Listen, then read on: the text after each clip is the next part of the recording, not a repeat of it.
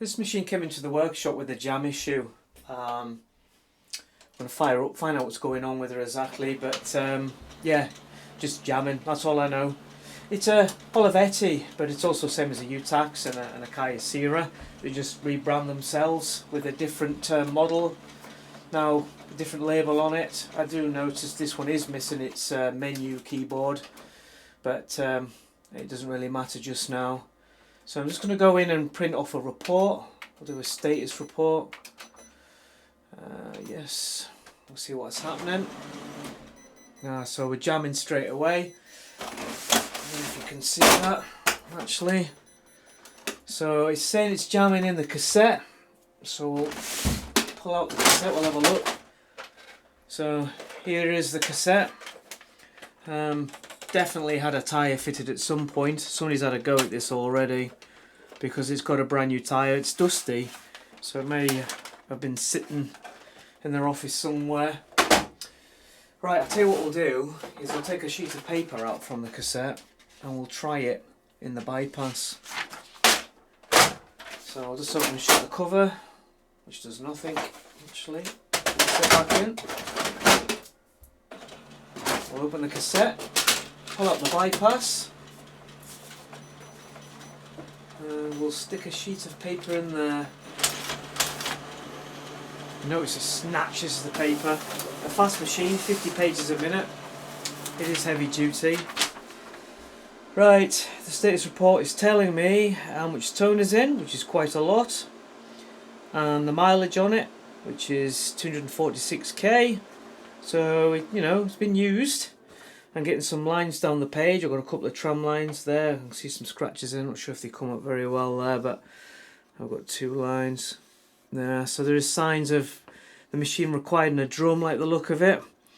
I wouldn't say it's fuser related because it's not rubbing off on my finger. Right, let's take a look at the paper feed.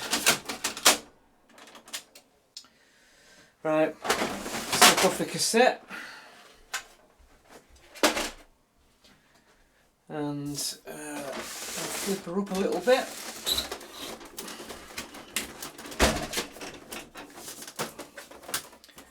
Here we are. So we can see the paper pickup ties there. Oh, straight away I can see a problem. They shouldn't be doing that. Not like that anyway. Lots of dust in here. Right, this comes off this unit here. It comes as a complete kind of cassette, if you like. It's just got a couple of ties and a gear in between. You squeeze a plastic piece here and it releases it and it just pops off. Let's have a look. The ties are bald, but that's not the cause of the issue here. What the issue is, it's missing its spring right there. Let me see if I can ratchet around for one.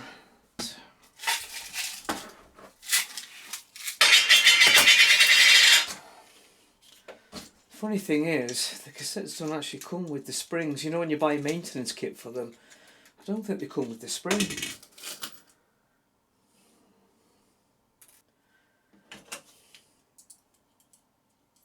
That's too thin. What's that there?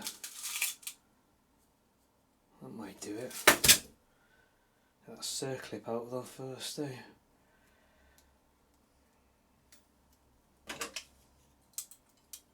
Yeah, what's key is it's got to stay in, you see, so it doesn't fall out, as he says, as it falls out. Yeah, that's it. Wrong one, put it in that one. Cool.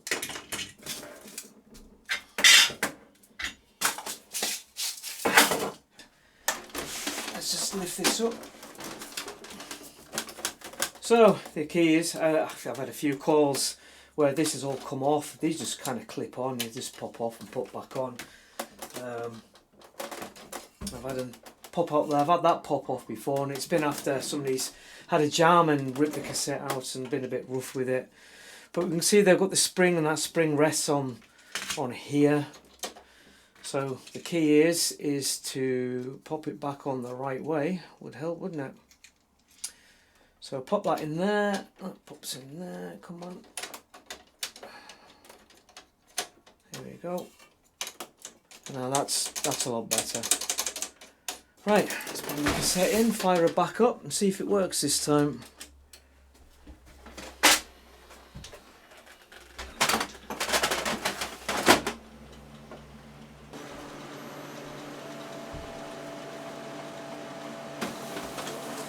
There we go. That's all it was a spring. But what we'll do now at this point is I may just give it a quick once over in a vacuum and a service.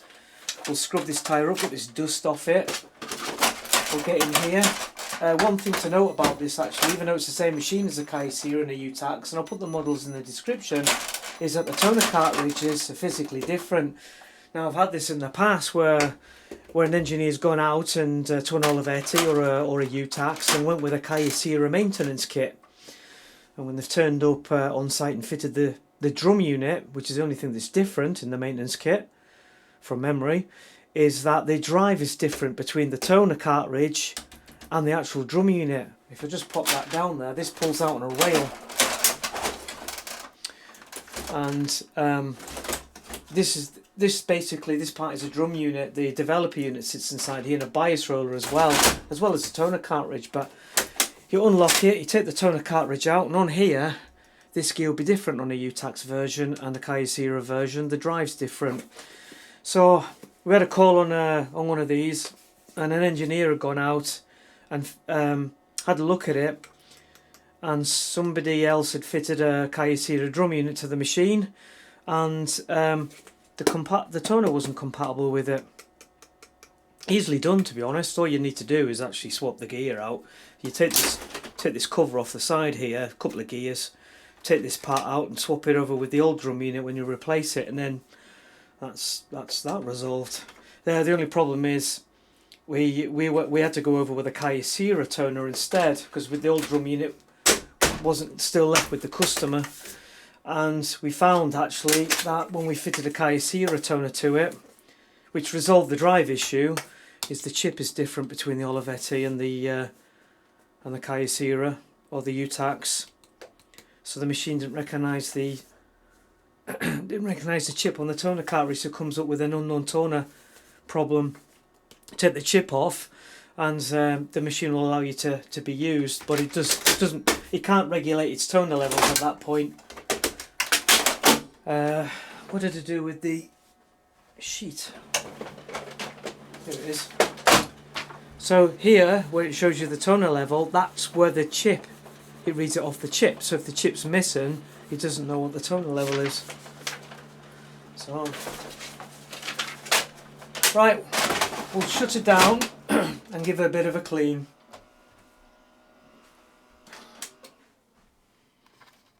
I'm actually planning to vac this machine. I just had a look inside it before I video it, and I use one of these, and I don't know if you can really see it in the camera. I'll just move that out of the way a second. It's a special toner vac, and it's made by 3M, and I've had this for years, and yeah, they're really handy things. I mean, to be honest with you, if you open it up, it comes with a full kit. So you've got the tube, you've got a brush on the end, you've also got, you know, this adapter that can allow you to get deep inside the machine.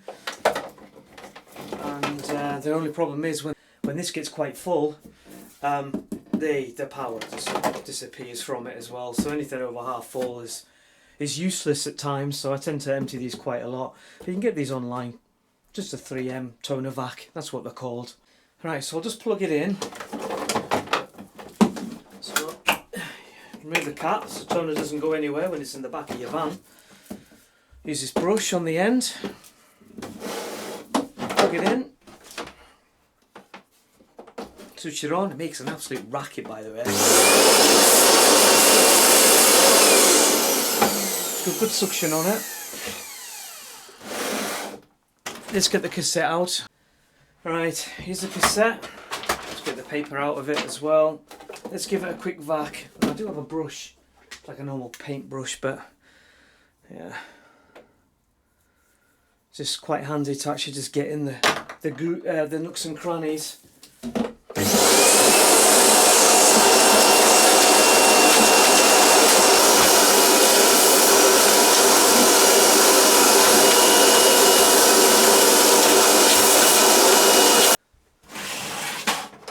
Now we could do with getting the dust off that. It's quite dusty. So for this I use isopropanol.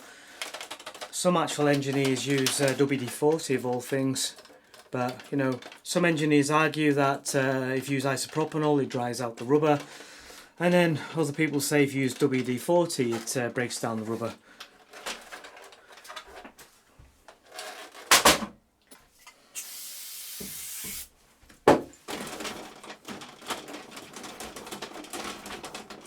It's definitely brand new. Somebody's been at this and had a go at it. And I never noticed the spring was missing, and it can happen from jams. I don't, obviously looking at the wear and tear of the paper feed, where the spring's connected to, it's definitely been there a long time, so it wouldn't have operated that long. You can see it looks a bit better. I mean, it literally is brand new. Now, on the side of the machine on these, you've got a cover that opens up, and if you look here, you've got the waste container, and this just pops off. By the way, I've just done it with my finger. Now, as these get full, the machine will prompt you for a replacement. This is about half full, and I'll give it a bit of a vac and a clean up in a second. So I'll just put that cap on there to keep it out of the way. The replacement toner cartridges come with a waste container with them, so you know when you fit a toner, you know you're guaranteed you should have one of these spare.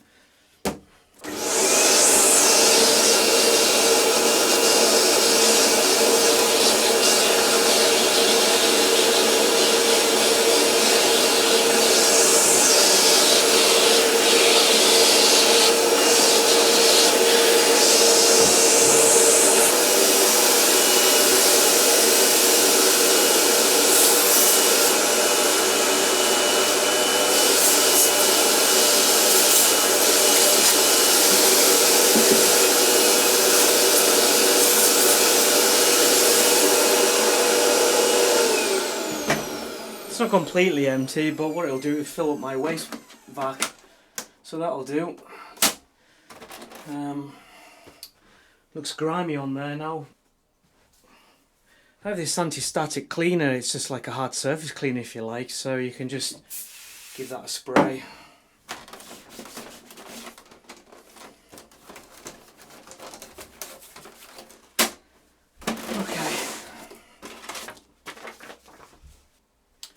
Looking grimy in the top as well. Probably could do with getting in there and giving that lifted out really. The brush I'm using here is not really strong enough to get in there.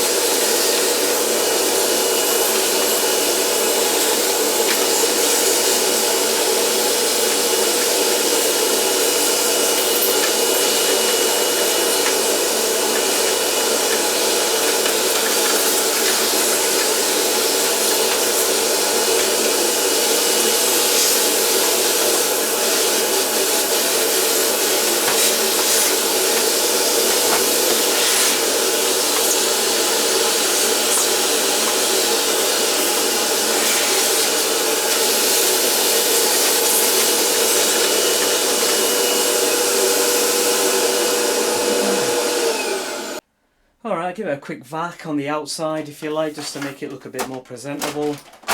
I've taken that off, I'll pop that back on. That was fun getting it off. I didn't want to break the tabs, but they're quite robust to be fair. I'll put that on in a little while.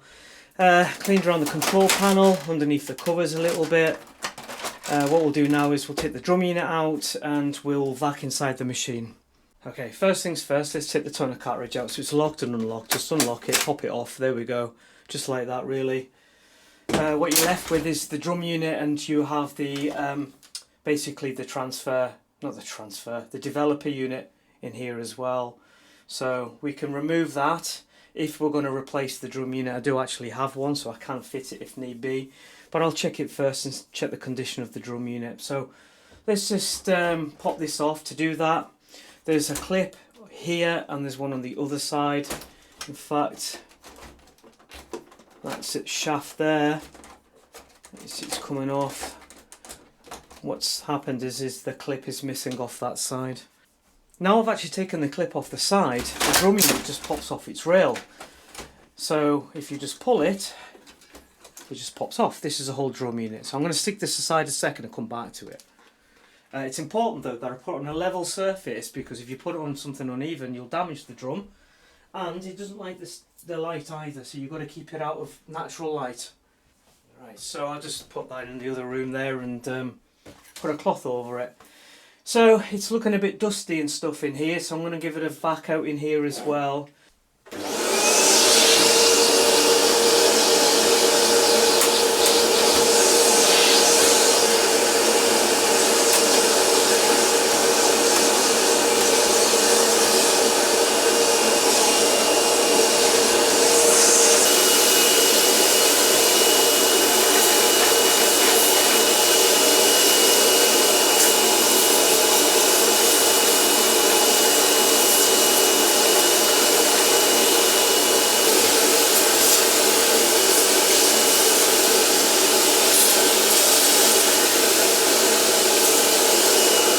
Now I noticed deep in the back of the machine, after you pass the registration, hit the transfer roller, which basically sits under the drum, and that's how it transfers the image onto the paper in between, there is a guide just before it goes into the fuser unit, and it was absolutely covered in toner. So the drum unit looks like it's been dropping toner a little bit. Maybe that's what's causing the quality a little bit, but I'm not so sure. Let's give that a wipe. Some hard surface cleaner to get in there. Took all the loose toner out with the back. It's just what's left. So not much to worry about in these machines, just the drum unit mostly. You can see I still have a habit of covering the drum. Right. I guess it's possible that you could actually strip the drum unit and maybe get to the blade, but you know, you got lines on the copies, on the prints like that, and the drum looks okay, but the blade obviously must be worn. So you can't. Well, I'm not aware of being able to get a rebuild kit. I have looked into it in the past with no joy. So we need to strip this down now and then put them in the new drum unit. And what's even better is you're actually going to see me swap the drive, because I'm fitting a Kyocera drum unit to an Olivetti, which is great, isn't it? You watch me stuff this up. I'm just going to pop this off. So this cap needs to come off, so if I just lift it here, maybe just pull it with my finger, there we go, that just lifts off. I made that look easy, trust me. I've been messing around with one of these for 15 minutes and I've been able to get that off. So what we need to do is undo these connectors. Here, I haven't got the best camera angles, it appears. So just that one there, I like the look of it, just the one cable, and then from the other end here, this little clip, just squeeze that, he says, and then it just pops off the whole unit. So there's your developer unit. Okay, what you're left with is the drum unit, and you can actually see the blade here. Can I get in there with a screwdriver? They don't make it easy, but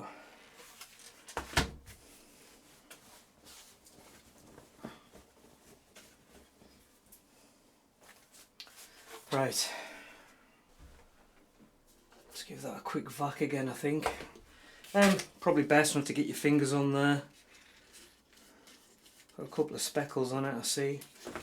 Best to use a clean cloth if you've got that. I don't know if you can see that. Give that a wipe there, just with a dry cloth.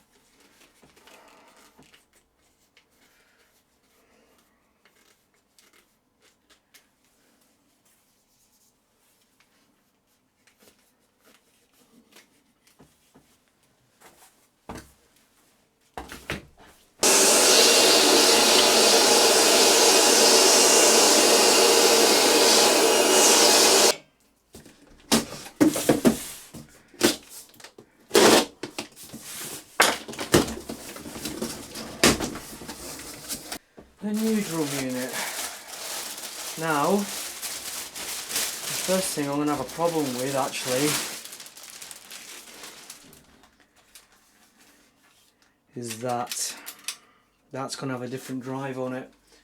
So the toner cartridge won't be compatible.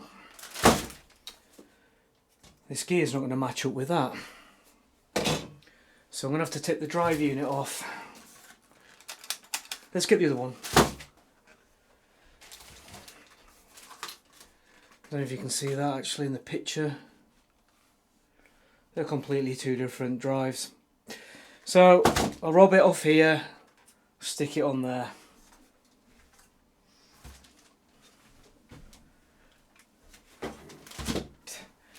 So this gear is what we want, just that gear. So we'll pop this cover off here. There you go. Now what could happen is a bunch of gears falls out. I can't really remember.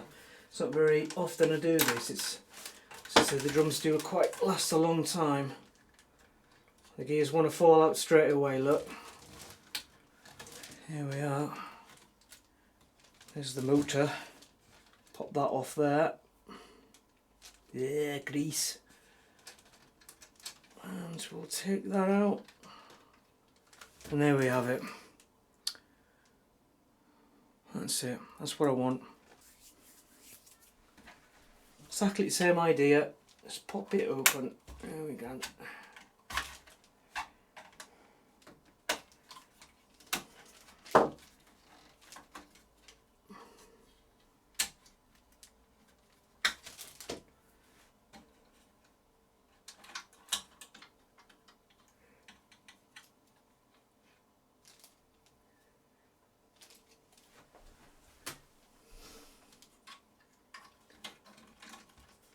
Pop that in, put that gear back in, make sure everything rotates as it should. It does. Look, I'm pushing it out myself now.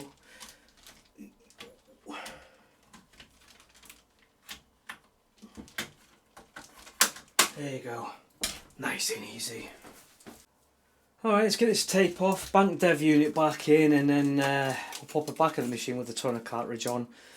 And those lines are better have gone. So I might get this tape off.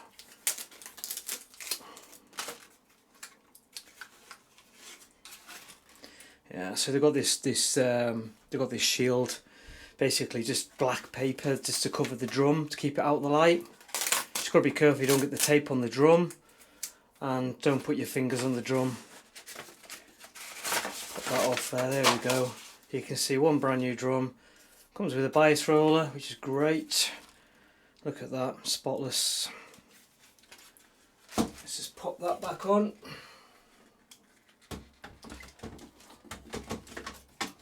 There we are, one connector.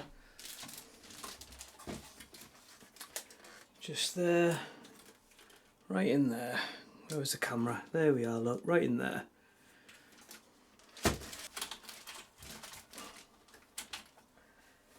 Pop this on.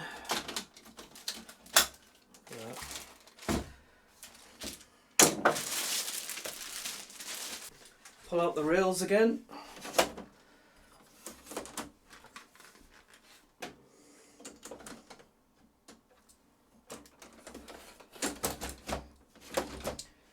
this back in again, this clip.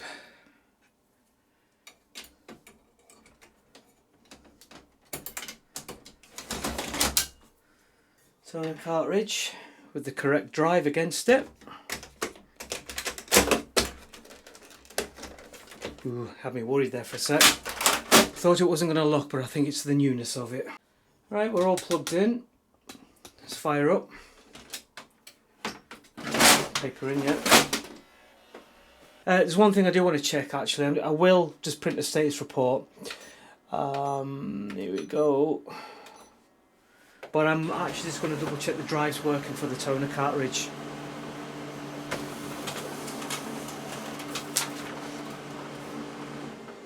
Ah, perfect. Look at that, it's like brand new.